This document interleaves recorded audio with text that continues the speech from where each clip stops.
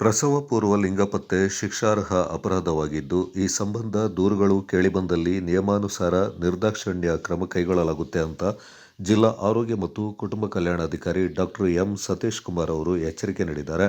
ನಗರದ ಜಿಲ್ಲಾ ಆರೋಗ್ಯ ಮತ್ತು ಕುಟುಂಬ ಕಲ್ಯಾಣಾಧಿಕಾರಿ ಅವರ ಕಚೇರಿಯಲ್ಲಿ ಶನಿವಾರ ನಡೆದ ಪಿಸಿ ಮತ್ತು ಪಿಎನ್ಡಿಟಿ ಸಲಹಾ ಸಮಿತಿ ಸಭೆಯಲ್ಲಿ ಪಾಲ್ಗೊಂಡು ಅವರು ಮಾತನಾಡಿದರು. ಪ್ರಸವ ಪೂರ್ವ ಲಿಂಗ ಪತ್ತೆ ಮಾಡಬಾರದು. ಸಮಾಜದಲ್ಲಿ ಗಂಡು ಮತ್ತು ಹೆಣ್ಣು ಸಮತೋಲನವಾಗಿರಬೇಕು. ಆ ನಿಟ್ಟಿನಲ್ಲಿ ಗರ್ಭಿಣಿಯರು ಕಾಲಕಾಲಕ್ಕೆ ಆರೋಗ್ಯ ತಪಾಸಣೆ ಮಾಡಿಸಿಕೊಳ್ಳಬೇಕು. ಇದರಿಂದ ಶಿಶುವಿನ ಬೆಳವಣಿಗೆ ಮತ್ತು ತಾಯಿಯ ಉತ್ತಮ ಆರೋಗ್ಯ ಕಾಪಾಡಿಕೊಳ್ಳಬಹುದೆಂದರು.